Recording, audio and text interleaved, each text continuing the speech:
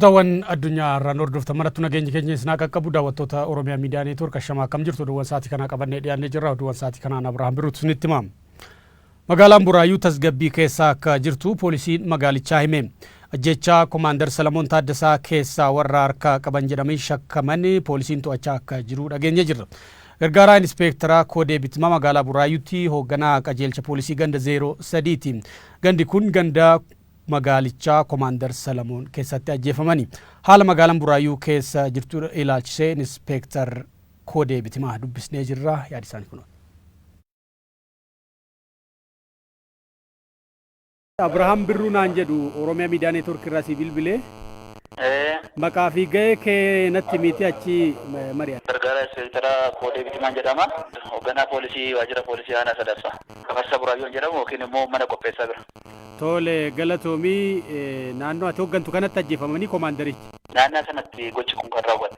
Tole Koodee mee ergasii as magaala Buraayyuu keessa maaltu jira? Nageenyi magaalattii maal fakkaata kana sirraa hubachuufan si bilbile? Magaalli Buraayyuu keessa yeroo dheeraadhaan magaalli Buraayyuudha akkuma beekamu. Nagaan darbee haa tokko malee uummanni keenya nagaadhaan ta'ee kan galudha.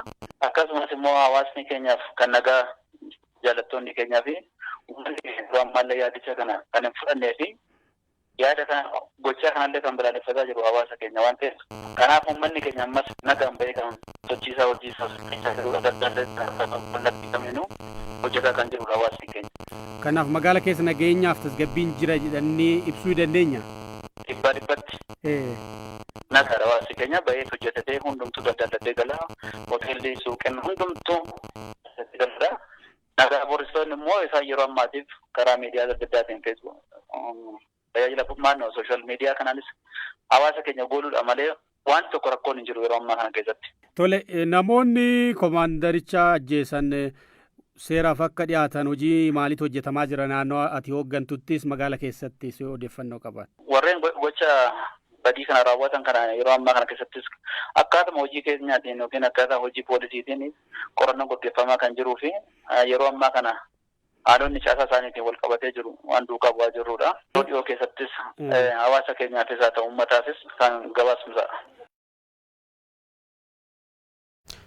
Ajjechaa Komaander Salamoonii wal qabatee namoonni 17 to'atamuu koomishiniin poolisii Oromiyaa himee jira. Sirni awwaalchaa Komaander Salamoon Taaddasaa sanbata darbee lafa dhaloota isaanii Salaaleetti raawwatamee jira. Uummanni Oromoo mootummaa sagalee ofiitiin ijaarratu tolfachuudhaaf filannoo kanaaf qophaa'uu qaba jedhe Koongireesii Federaalawaa Oromoo. Koongireesii Federaalawaa Oromoo Arsii Lixaanaa nan sabootti waajjira banatee jira. Haasaa hooggantoonni KFO saganticha irratti godhan keessaa kan fudhatame kunooti.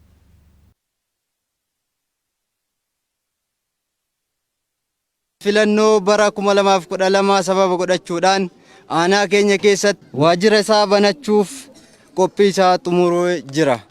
Filachuudhaaf hiree keessa murteeffachuudhaaf ammarraa qophaa'uu qabdan. Kana cinatti ammas taanaan shirri garaagaraa xaxamaaru wanti isin dhaamu karabbi isinii beekuuf ka ofii yaaddan qofa godha. Wanti ta'amaaru maali? Shamisii bitanii isinii kennanii uffatina. Shamisii bitattan uffadha. Kana keessa qabadhaati carraa kanaan yeroo itti aanu yeroo waa ofii yaaddan odoo eenyuun hin makaffamin odoo eenyu kana godha hin ta'in waa ofii barbaaddan gootan akka ta'u. Taankii wayyaanee qarshii wayyaanee harkuma kanaan galchine miti. Akkas godhi harka. Waan itti qaanoftan hin jiru. Waan itti qaanoftan hin jiru.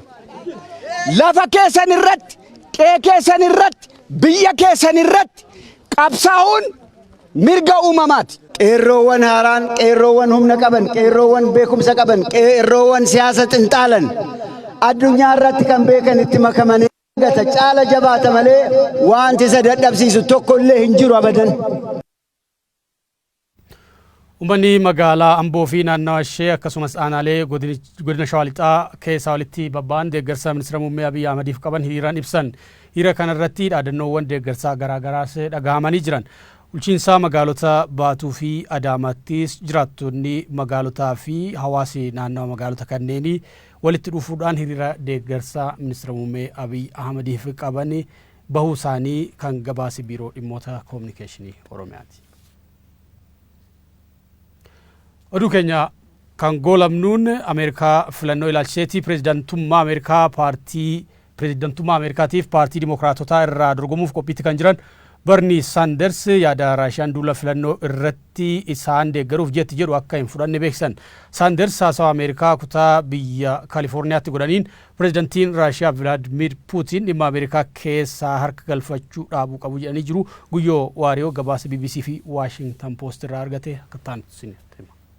Campaign 2020. Now we're getting word the campaign of Democratic presidential hopeful Bernie Sanders is getting help. Garee war Dimookiraatota bakbuun filannoo Ameerikaa tafuulkeen kan dur jirtu dorgomuuf kajir namni siyaasaa kunin Raashiyaan akka tiitoowwa dubbii Ameerikaa maruu dhiifte dhimma ofirratti xiyyeeffachuu qabdii jedhan. Yaad Raashiyaan filannoo Ameerikaa tafuulkeen kan dur jirtu irratti deeggar jette dhiyeessiteetiif deebii kakeen gameessi siyaasaa hagani 78 kun deebii yookiin jida birkees qondaaltota Ameerikaa akka Raashiyaan nagargaaru barbaadnatti mani turan garuu gargaarsu uummata Ameerikaa malee gargaarsi Vladimir Putin Raashiyaa waan hin barbaanneef akka eegeen gaala mogolaan qatti Mooskoon naanqachuu qabdi jechuun akeekachiise. Raashiyaan bifa akkamiin filannoo Ameerikaa jidduu galta akka gargaaru barbaaddu wanni beekam tokkolleen hin jirtu jedhe Seenatarii Vermeetootiif namni Doonaald Tiraamp waliin kura dhaachuuf jiru kun pirezidaantii Raashiyaa guddaa Vladimir Putin akka jaba dubbii waraanuun inni mootummaa barreetii jechuun maqaballe dabalataan Putin jechuun nam mootummaan isa intarneetii fayyadamuun lolu gaggeessa biiteen Ameerikaa gargar qooduuf kutate waan ta'eef jabeesse balaaleffadhaa jedhe. Jaarsi morkata siyaasaa Khabarn Saandarsan jedhan kun duub haasawu yaawaa kutaa biyya Ameerikaa Kaalifoorniyaa taasiseen haifa beekuu qabdan jechuun dubbisatti keeyyaat. Raashiyaan nu qoqqooduun diimokiraasii Ameerikaa gad qabu barbaada. Anfaalla pirezidaantii ammaan tana jechuun nam Tiraamp jedhan kan irra yaad Raashiyaaf humnooti ala kamiyyuu filannoo keen jidduu harka galfachuu barbaadan jabeesse morm jechuun uummatatti. Akka gaazexaan biyyattii beekamaan The Washington Post gabaase duub Tiraampiif qaamoleen seer baastota Ameerikaa Raashiyaan akka deeggarsa godhaniif fedhii qabaachuun dubbata. Kanaaf akka qondaaltonni biyyoolessa olaanaan jedhan Raashiyaan dhugumaan filannoo Ameerikaa sadaasa gaggeeffamte keessa harka galfachuuf fedhii qabdii jedhan. Wamtaateef duub Raashiyaan filannoo Ameerikaa tabar 2016 godhamte keessa harka qabdi jedhamuun saati qoratamaa jirtutti gaafii akkasii dhiyeessuun Tiraamp gargaarsa Raashiyaatiin aangoo qabachuun mirkan jechuun BBC fi CNN faa walirra fuudhanii afarsuu jiru. It's deja vu all over again. Accusations of Russian Daawwattoota OMN oduuwwan sa'aatii kanaaf qabanne goolabnee jirraa qophiileen OMN itti fufuu daawwadha.